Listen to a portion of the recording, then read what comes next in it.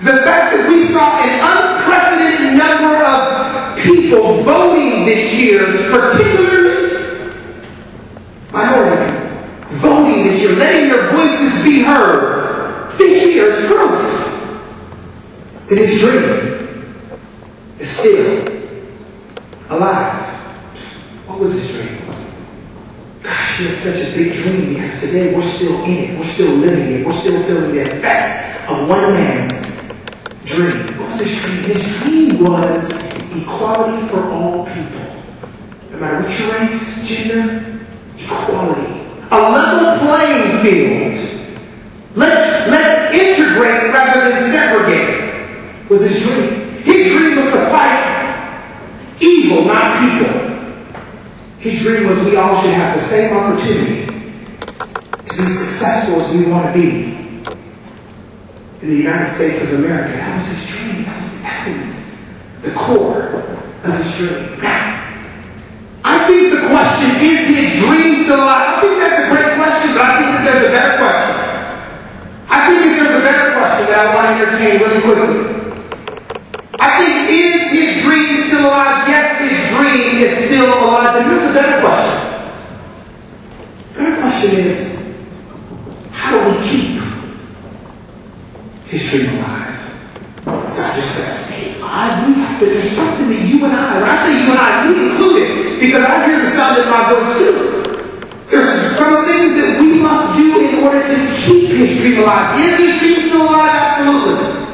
But the question is, how do we keep his dream alive? And quickly, what I want to do, my Jackson family, is give you 6 things that I personally believe that we all can do in order to keep his dream alive. Here's number 1. Number 1 is we must get clear about the dream that we have in us. What's the dream that you have? Get clear, clarity about the dream that we have in us. See, Dr. Martin Luther King was so clear in what he saw in his imagination. Not when we think of a dream, we think of when we're asleep. No, when his eyes were open, he had such a clear picture of what his dream was. He said he wanted his children to be raised up in a nation where they're not judged by the color of their skin, but by the content of their character. That's what he saw in his mind's eye.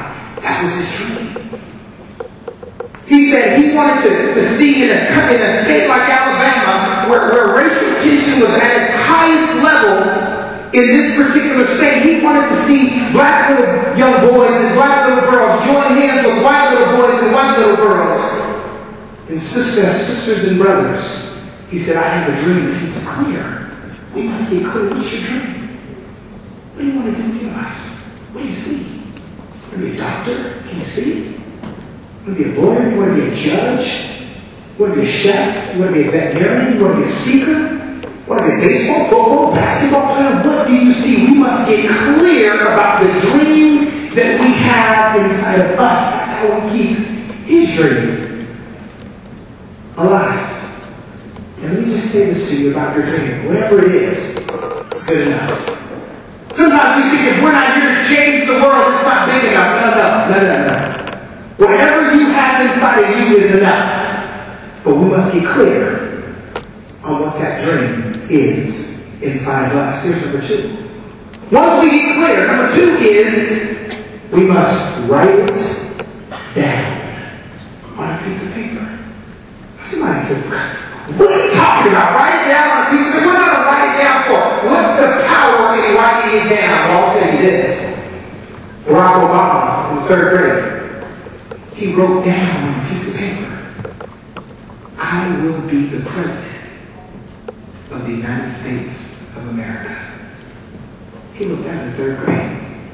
And as you watch the Dr. Martin Luther King speech on television, you can see that as he delivers a line or a phrase, he looks up at the audience and then he looks down at the podium. And then he looks up at the audience and he looks down at the podium. And as he looks up at the audience and he looks down at the podium, what is he looking at? He's looking at the dream that he's speaking, but he's looking at it on paper because he wrote it down.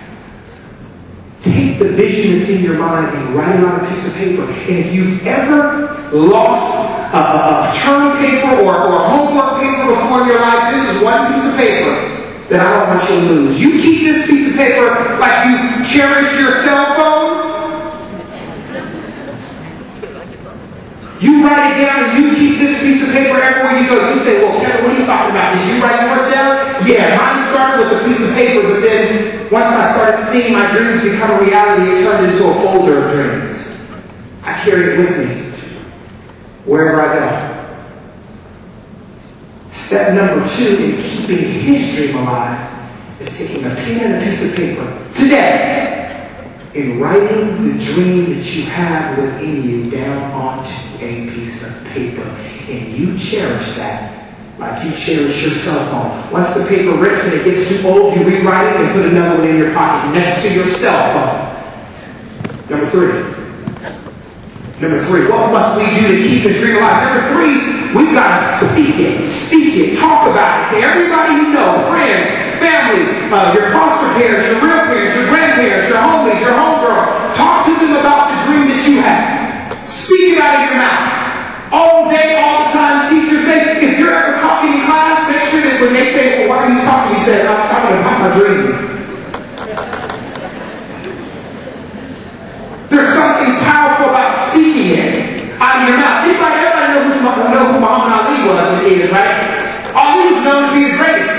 He was always, if he wasn't beating somebody in the ring, he was talking. He was speaking it out. There's something powerful about speaking it out of your mouth. Ali would say things like, I'm the greatest. I'm pretty. I'm a bad man. I shook up the world. When I come to the fight, don't block the aisles of the doors because Archie Moore will fall in 4. Last night I had a dream. In Africa, I had one hell of a rumble. I had to whoop Tarzan's behind first for claiming to be the king of the jungle. But this fight, I've wrestled with alligators. I've tussled with a whale.